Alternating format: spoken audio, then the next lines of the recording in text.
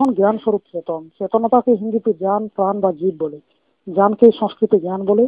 এই গ অক্ষর বরিগজ এবং ইয়ের যোগে হয়েছে। এই জ্ঞান ও বাস্তবে বরিগজ ইয়ে আকার দন্তন্য জ্ঞান শব্দ, এটি জ্ঞান নয়, এটিতে জ্ঞান হি বা জানি হয়। জানে জানার শক্তি হয়, জানার কারণেই মানুষের মধ্যে জানকারি আসে। সেজন্য জ্ঞান জানার শক্তি, জ্ঞান ও চেতনতা সব একই তত্ত্ব। ভিতরে চেতনতার নামে হলো আত্মা, আত্মা চেতন এবং চেতনতা হলো আত্মা। সেই জন্য আত্মা জ্ঞান স্বরূপ, কিন্তু জড় স্বরূপ এই অজ্ঞানময়। এখন একে জানুন যে যার মধ্যে যত জড়তা হবে অতই অজ্ঞানতা হবে, এবং যার মধ্যে যত চেতন হবে তাতে অতই জ্ঞান হবে। সেই জন্য এই সিদ্ধি বা এই প্রমাণ হয় বা সিদ্ধ হয় যে বাস্তব জ্ঞানের উন্নতির সাথে এই আত্মারও উন্নতি হবে। কেননা আত্মা জ্ঞান স্বরূপ, পরম মানে বড়। সেই জন্য পরমযুক্ত আত্মা সমান পরম আত্মা মানে বড় আত্মা। যেমন আদমি বা মানুষের উন্নতি করে বড় আদমি হয়ে যায়, ওইভাবে আত্মা বা জীবে উন্নতি করে পরমাত্মা এবং শিব হয়ে যায়। এই নাম পদের, ব্যক্তির নয়। উন্নতি করে সব পরমাত্মা হতে পারে, কিন্তু উন্নতি সে করতে পারে না যে কোনো প্রকারের বন্ধনে আছে। খুঁটিতে বাঁধা বলদ দৌড়ানো বলদের সাথে বাজি লাগিয়েও আগে বাড়তে পারে না। বন্ধনে উন্নতি হতে পারে না, বন্ধনে কেউ মুক্ত হতে পারে না। বাঁধা বলদ দিন ভরেও 1 মাইল যেতে পারে না। বন্ধনে এবং জড় তত্ত্বে গতি হয় না। কাঠ করি কোথাও নিজের থেকে দৌড়াতে দেখা যায় না। এ থেকে আমি বলছি যে জড়তার সম্বন্ধ বন্ধনে এবং চেতনতার সম্বন্ধ মুক্তি এবং উন্নতিতে। যেমন চেতন বলদে কখনো কখনো পালানোর চেষ্টা করে, মৃত বলদ কখনো স্বতন্ত্র হওয়ার চেষ্টা করে না। ওইভাবে যেসব মানুষের মধ্যে জড়তা বা অজ্ঞানতার মাত্রা অধিক হয়, যাদের মস্তিষ্কে পুরো সজীবতা নেই, তারা মহত্বকে বুঝতে পারে না। সোনার খাঁচায় বাঁধা থাকলেও যেমন বন্ধনে, ওইভাবে কল্পিত এবং মজবুত ঈশ্বরের সেবা ভক্তি বাঁধা থাকলেও মুক্ত এবং স্বতন্ত্র বলা যেতে পারে না। সর্ব বা সঙ্গমর্মর বা সোনার দেয়ালে তৈরি হলেও জেল জেলেই হয়। ঠিক এভাবে ভক্তির বন্ধনও বন্ধনেই হয়, ভগবানের গোলামিও গোলামিই হয়। বন্ধনে বন্ধন মিলে মুক্তি মিলতে পারে না। ভক্তি করে আপনি ভগবানের অনেক বড় দাস বলতে পারেন, সেবক বলতে পারেন, গোলাম বলতে পারেন, ভক্ত বলতে পারেন, কিন্তু মুক্ত বলতে পারেন না। ভক্তি জড়তা এবং অজ্ঞানতা এইসব একভাবে পর্যায়বাচী শব্দ, একই অর্থ দেওয়ার অধিকারী শব্দ। অতএব মজহব, ঈশ্বর ভক্তি এবং নিজ স্বরূপের অজ্ঞানতা এইসব ভক্তকে নিত্য নরকের অধিক থেকে অধিক নিকটে নিয়ে চলে যায়। বন্ধন কিভাবে প্রাপ্ত হয়? এখন চিন্তা করুন এই যে এই চেতনকে বন্ধন কিভাবে প্রাপ্ত হয়। যদি এ ঠিক মালুম হয় তো তা থেকে বেঁচে আপনি মুক্ত আপনি মুক্ত হওয়ার উপায়ও করতে পারেন। চেতনের প্রতিবন্ধন প্রাপ্ত হয় জড় সংসারে। চেতনের আলাদা যদি অপর কোনো যা থেকে বন্ধন প্রাপ্ত হতে পারে তো তা জড়েই। কেননা জড় চেতনের আলাদা তৃতীয় কোনো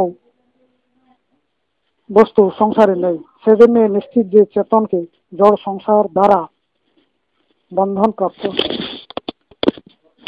এর উপর এই বিচার করুন যে জড় সংসার জড় পদার্থ বা জড় তত্ত্ব কিরূপে তাকে বাঁধতে পারে। রশি বা দড়ি স্বয়ং নিজের থেকে উঠে এক বলদের ঘাড়ে বাঁধতে পারে কি? কখনোই না। রশি জড়, বলদ চেতন। জড় রশি কোনো বলদকে বাঁধতে পারে না। জড় কাউকে ধরে না, চেতনই জড়কে ধরে। সেজন্য সিদ্ধ হয়ে যায় যে যদি জড় সংসার দ্বারাই এই চেতনের প্রতিবন্ধন প্রাপ্ত হয়, চেতনের প্রতি বন্ধন প্রাপ্ত হয়, তো চেতন স্বয়ং এই জড় সংসারকে ধরে নেবে। কেননা জড় চেতনকে ধরতে পারে না। বলদকে যদি কেউ রশ্মিতে বাঁধে তো সেও চেতনাই হয়। জড় রশ্মি কাউকে নিজের থেকে উঠে বাঁধতে পারে না। দেখুন, মদের কাপ ধরে আপনি স্বয়ং নিজ মুখে লাগান, মদ নিজের থেকে উঠে কারো মুখে যায় না। দুধ কেড়া বা জোয়ার জোয়ার পাশা বা সেই কড়ি যা থেকে জুয়া খেলা হয় নিজের থেকে হাতে যায় না। মানুষ স্বয়ং নিজে তাকে ধরে তার বন্ধনে পড়ে যায়। মদ খাওয়ার আদত স্বয়ং লোক নিজের থেকে করে নেই। মদ নিজেকে খাওয়ার আদত ঢালতে যায় না। খারাপ বিষয়ের বন্ধনে মানুষ স্বয়ং পড়ে, খারাপ বিষয় কাউকে বাঁধতে যায় না। রাজার গোলামিতে ফায়দা দেখে লোক চেষ্টা করে, স্বয়ং একে স্বীকার করে চাকরি কাউকে ধরতে যায় না। এ থেকে সব কথা এই এই স্পষ্ট হয় যে জড় সংসারে কেউ চেতনকে বাঁধতে পারে না, বরং চেতন স্বয়ং নিজ বন্ধনকে তৈরি করে এবং তাতে নিজ মন বেঁধে যায়। নিজের হাতে মানুষ মাটি, পাথর, সোনা, চাঁদি এবং পিতল আদি ধাতুর ভগবান বানিয়ে নিজের থেকে তাকে ভগবান মেনে নিজে তার দাস হয়ে যায়। সেই জন্য এ প্রমাণিত যে বন্ধনকে আমি নিজের থেকে এবং নিজ মনে বানাতে পারি, তাকে নষ্ট করতে দেরি লাগতে পারে না। তাকে নষ্ট করা সংসারের সব কাজ থেকে সরল। সেই জন্য যদি সাচ্চা জ্ঞান হয়ে যায় তো মুক্তি প্রাপ্তি সংসারের সব কাজ থেকে আলসান। এরপর হচ্ছে মনি সমাজের সদস্য। এই সময় মনি সমাজের কয়েক হাজার সদস্য যারা আগে জড় সংসারের বিষয়ের বেসনের বাসনের ইন্দ্রিয়ের অজ্ঞানতার মজহবের এবং মজহবী ভগবানের দাস হয়েছিলেন, মনি সমাজের আসল জ্ঞান পেতেই তাদের বন্ধন থেকে, দাসতা থেকে বা তাদের ভক্তি থেকে মুক্ত হয়ে আনন্দের উপভোগ করছে। ভগবান এবং তার ভক্তিকে আপনি স্বয়ং ধরেন। এই কল্পিত এবং মজহবী ভগবান কাউকে ভক্তি করানোর জন্য ধরতে যায় না। এইভাবে যখন শরীর সাথে থেকেও মানুষকে কেউ ধরতে পারে না, তখন শরীর ছাড়ার পর সূক্ষ্মাতি সূক্ষ্ম আত্মাকে বা সূক্ষ্ম শরীরকে কি কেউ ধরবে? সূক্ষ্মাতি সূক্ষ্ম আত্মাকে যমরাজের বাপও ধরতে পারে না। যেমন লোক নিজের থেকে ভগবানকে মাটি বা পাথরের বানিয়ে অথবা কল্পনা দ্বারা পুরোপুরি নিরাকার মেনে তার উপাসনা করে এবং তার সেবা করে দাস হয়ে যায় এবং তাকে সে ভয় করে, ঠিক এভাবে লোক নিজ পূর্ব ভাবনা এবং সংস্কার অনুযায়ী মরার পর নিজের কল্পনাতে যমরাজ এবং যমদূত বানিয়ে তাদের দ্বারা দণ্ড ভোগে। কিন্তু মনি সমাজের সাধনা এবং শুভ ভাবনা দ্বারা যখন অশুভ ভাবনা দূর হয়ে যায়, তখন এইরূপ মনির পাশে যমদূত কখনো যায় না। কাল্পনিক দেবী দেবতা ভূত প্রেত এবং যমদূত তাদের নিকটে যায় এবং দুঃখ দেয় যারা তাদের মানে, তাদের ভাবনা ও কল্পনা করে। যে ভূতকে মানে তাকে 20 ভূত সব সময় ঘিরে থাকে। কজা এক ভূতকে ছাড়ায় তো 10 আরো চলে আসে। কিন্তু যেসব লোক ভূত মানে না, তাদের পাশে ভূত কখনো যায় না। সব বন্ধন জড়, জড় কাউকে বাঁধতে পারে না। বাত পিত্ত এবং কফ তথা রোগ দোষ সব জড়, এরা চেতনকে বাঁধতে পারে না। মানুষ নিজের থেকে এবং নিজ কল্পনায় এদের দ্বারা আবদ্ধ হয়। সেই জন্য যেখানে আপনি নিজের থেকে আবদ্ধ, সেখানে মুক্ত হওয়াও কঠিন নয়। কেবল নিজ শুভ ভাবনা এবং অজ্ঞানকে দূর করা। কল্পিত নিজ অজ্ঞানতার কারণে ঈশ্বর ভূত প্রেত দেবী দেবতার কল্পনা করে নেন। যদি জড় সংসার কাউকে মানতে না পারে, যদি মদ কাউকে ধরতে না যায় এবং মানুষ এদের নিজের থেকে ধরে, তো একে ছাড়তে কেন পারে না? এরপর বলা যাবে ভগবান সম্বন্ধে, তাই তো?